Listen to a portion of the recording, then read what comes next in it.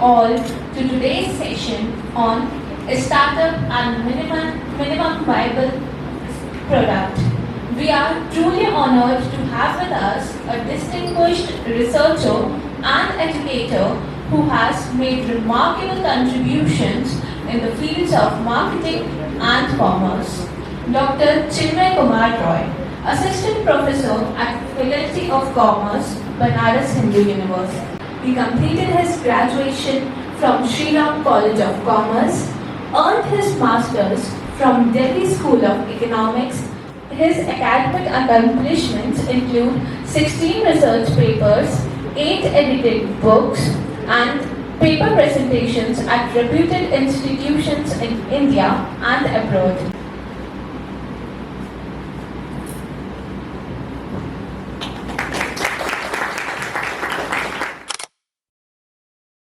MVP, minimum viable product, right? तो उस पर हम लोग बात करेंगे। स्टार्टअप में एक तो न्यूनेस होना चाहिए, जो भी आइडिया है that should be something which is new, the idea should be new, the concept should be new, and it should have the quality of solving a problem in a different way, और any new problem को solve करने की इसमें quality होनी चाहिए, right? So it should have newness. It should be formed recently. Also it should be innovative, है ना? It should be innovative. अभी मैडम से ही बात हो रही थी, like फ्लिपकार्ट वगैरह या Amazon, ये पहले से जो है डिलीवरी आपके प्रोडक्ट्स को डिलीवर करते हैं, लेकिन इसमें ही देखिए कि डिलीवरी में ही there is something called quick commerce. Have you heard about quick commerce? Yes. Can anyone tell me any example of quick commerce? Blinkit, yes. Anyone else? Zepto, Instamart, and so on. Right? Now, सबका काम वही delivery है, delivery of goods and products at your doorstep. That Flipkart, Amazon, Meesho, वो भी ये सब काम करते रहे हैं. लेकिन इसमें क्या नया है, क्या इनोवेटिव चीज है? Within 10 minutes डिलीवरी का. तो this is something which was something which is very innovative, है ना? और इस innovation comes challenges also. It was never easy for these companies like Blinkit and all कि 10 minutes में डिलीवरी कैसे करना है.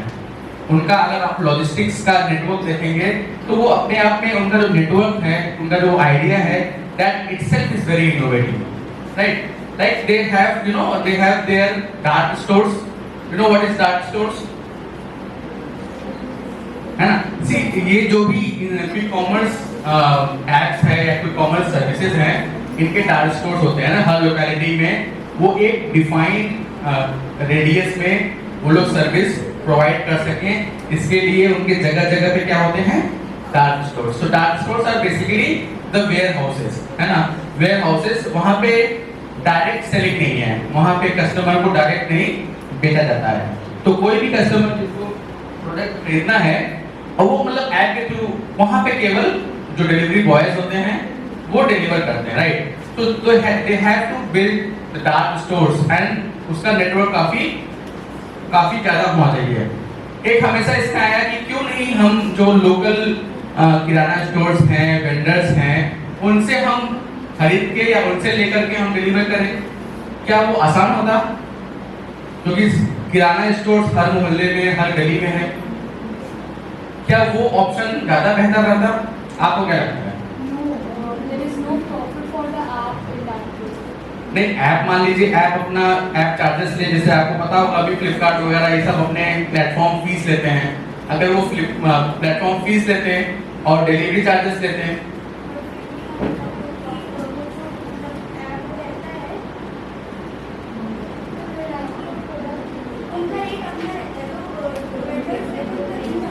ठीक है.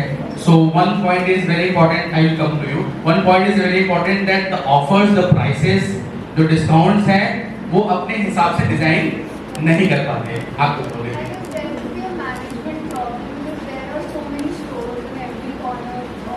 That is also true, very true. See, managing the किराना वालास, जो कि इंडिपेंडेंट किराना वाला है, ऐसे आपके जो डार्क स्टोर्स हैं वो आपके द्वारा मैनेज हैं, तो आपको उनको नहीं मैनेज करने की जरूरत है. आपको availability of products, that is also very important. We need to understand कि किराना वाले पे हमारा कंट्रोल नहीं रहेगा। जो ग्रोसरी स्टोर्स हैं वो बंदा, वो मालिक अपने हिसाब से खरीदेगा, अपने हिसाब से उसके पास स्टॉक्स होगा। ऑल्सो वो स्टॉक्स का जो है क्या बोलते हैं उसका रिकॉर्ड भी ऑनलाइन अवेलेबल नहीं होगा, मतलब उनके पास स्टॉक में भी वो चीज प्रॉपर्ली मेंटेन नहीं होगा। तो जो कंपनी है फॉर एग्जांपल ब्लिंकिट, उसको ये नहीं मालूम चलेगा कि ये प्रोडक्ट का स्टॉक उस बंदे के पास है कि नहीं है, जबकि उनके डार्क स्टोर का सारा स्टॉक जो है वो लोग एक एक प्रोडक्ट अगर ऑर्डर में जाता है बाहर तो वो उस हिसाब से मेंटेन करते हैं। तो लॉजिस्टिक्स इश्यूज में आता है। That is why they have thought that they will have their own in house dark stores. They will not rely on the kirana walas because that would have been very difficult. That would have been very difficult to manage. So ये लेकिन ये चीजें हैं, लेकिन आप वहीं दूसरी तरफ देखिए तो Zomato जो है ये क्या लाइक करता है टोटली। Zomato के खुद के रेस्टोरेंट्स नहीं है, है ना। ओला के खुद के गाड़ियां नहीं है, लेकिन उनका जो मॉडल है that is different. So they are providing a place where the service provider and the service taker, yes, वो उनको मिलाने का काम करती है ना। उनका काम रखते बनाते जोड़ी वाला है, ठीक है। वो एक प्लेटफॉर्म प्रोवाइड करती है जहाँ दोनों पार्टीज आती हैं और वो बीच में अपना कमीशन लेकर के खाली रहते हैं। लेकिन वहीं पर इनका जो मॉडल है जेप्टो का या ब्लिंकिट का, that is something which is very difficult, very different, right? So दोनों का काम वही है to deliver the products but in different model ना, सबके अपने मॉडल है। So that is something innovation. So you have to have the innovative things. Growth goal, the goal should always be goal, मतलब हमेशा ग्रोथ का गोल होना चाहिए।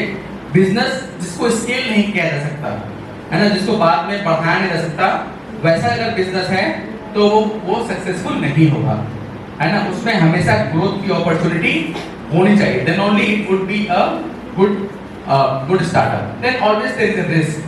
Risk will always be there. Wherever there is a profit, there is risk involved, है ना।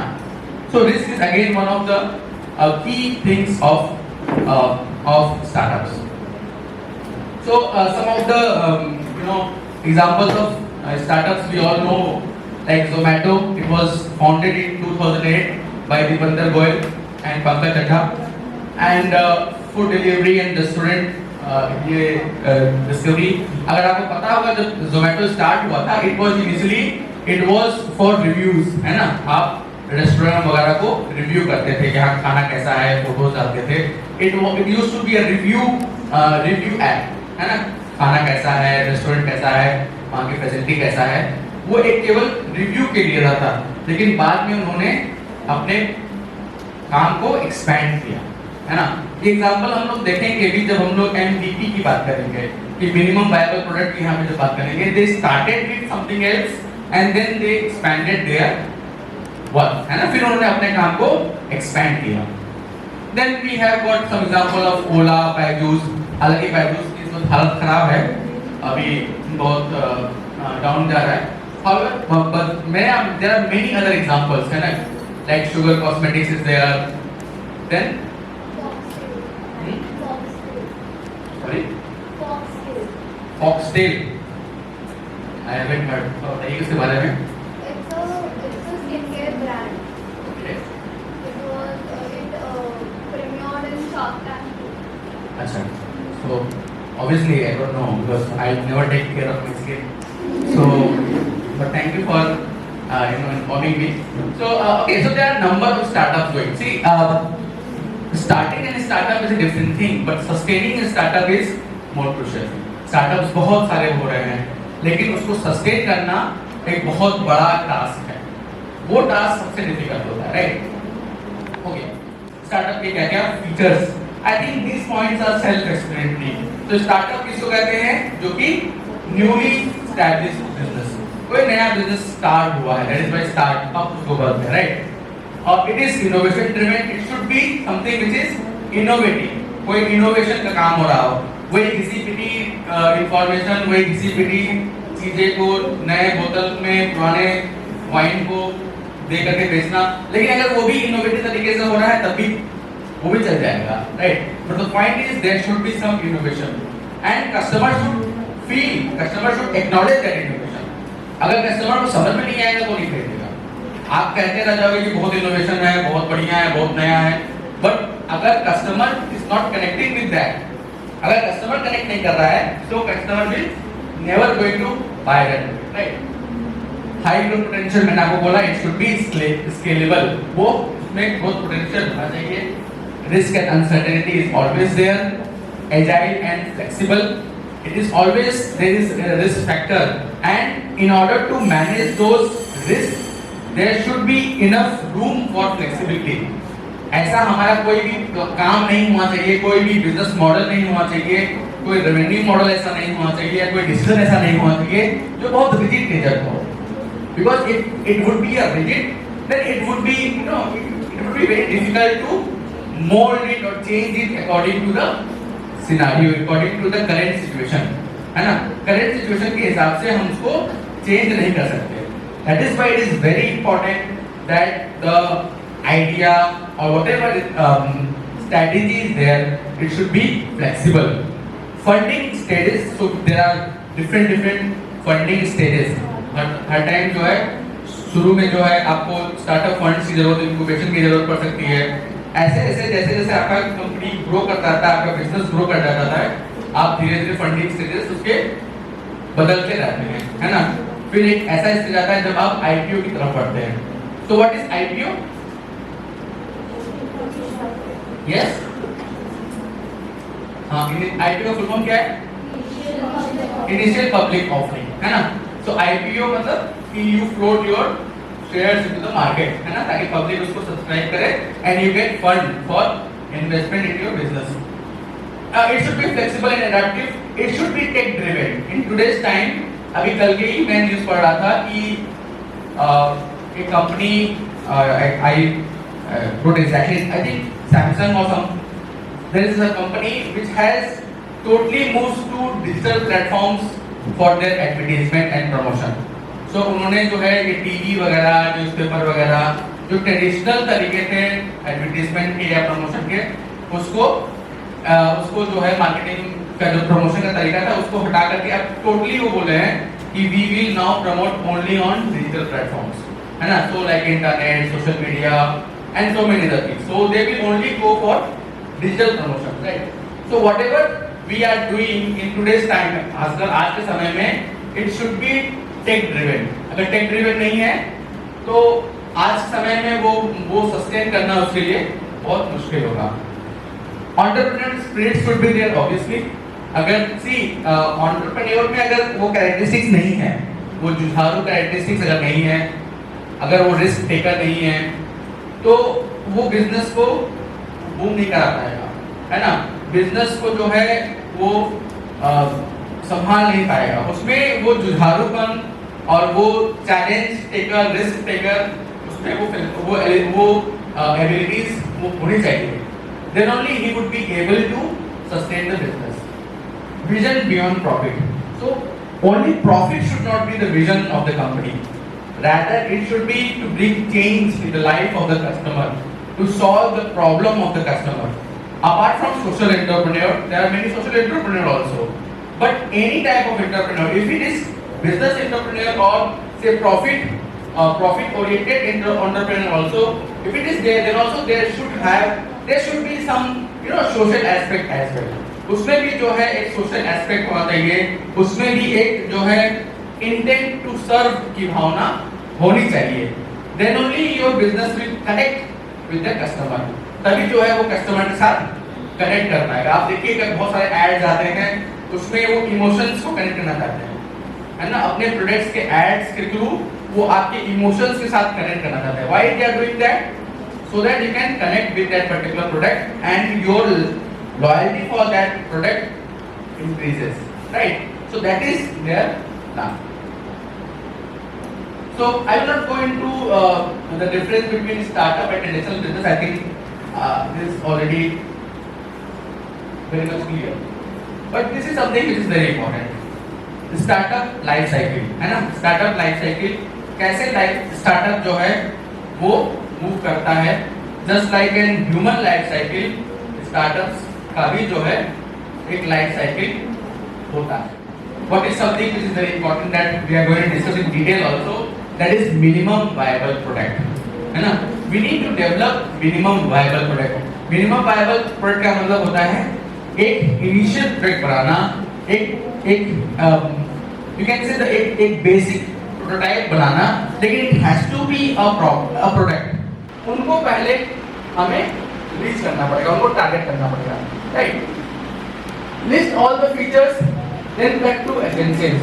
सारे features जो आपके प्रोडक्ट में होने चाहिए उसको आइडेंटिफाई करिए, लेकिन फिर आपको क्या करना होगा, फिर आपको एक दो कैरेक्टरिस्टिक्स पे ही उस पे काम करके आगे बढ़ना होगा, है ना. सारे कैरेक्टरिस्टिक्स, सारे फीचर्स को आप लेकर के साथ में नहीं जा सकते हैं, ठीक है. तो this is something which is very important. Then you need to choose the MVP type, है ना. तो विल डिस्कस आल्सो दो कैटेगरीज है, low fidelity and high fidelity. तो बेसिकली एक है सिंपल और एक है एडवांस, ये अंतर है. Then you choose the success metrics. कौन कौन से मैट्रिक्सेस हैं जिसके बेसिस पे आप ये डिसाइड करेंगे कि फर्दर उसको रिफाइन करेंगे कि नहीं करेंगे, राइट. तो आपको जो है जैसे आपके सक्सेस मैट्रिक्स क्या हो सकते हैं. It could be sign up rate, कितने लोग आपके वेबसाइट पे प्रोफाइल बनाए या साइन किए, कितने लोग आपके वेबसाइट पे आए, retention rate, activation rate, conversion, कितने लोग केवल आकर के बस सामान देख करके चले जा रहे हैं लेकिन खरीद नहीं रहे हैं. तो कितने out of total visitors, how many of them are buying the product, है ना. वो सारा मैट्रिक्स कहीं ना कहीं आपको हेल्प करने वाला है. उस हिसाब से डिजिटल मार्केटिंग में आप ये सारे मैट्रिक्स पे काम करते हैं, है ना. वही चीज आप इन्वेस्टर के सामने भी रखते हैं कि we have this percentage of conversion rate. So if conversion rate is a good number, say 50%, 60% is a good number, right. अगर वही कन्वर्जन रेट केवल आपका 10%, 15% है, so this is something which needs to be checked, right. Then build quickly. So आपको जो है ये easily जल्दी रेडी हो जाता है प्रोटोटाइप, जितना भी आपका एमवीपी है. देन एक्चुअल प्रोडक्ट बनाने में it takes time. Over the period of time धीरे करके बहुत, जैसे फेसबुक आप देखेंगे जो आज के डेट में है, इनिशियली ऐसा नहीं था. या एक बहुत अच्छा एग्जांपल है IRCTC. I don't know if you are using the app or not. IRCTC app is there to book tickets, है ना. पहले सर उसमें बहुत सारी प्रॉब्लम हुआ करती थी. पेमेंट का इशू, पेमेंट जो है उसमें हो ही ना, कई बार पेमेंट फेलियर हो जाता था, या फिर इंटरनेट का उसमें उसका इशू था.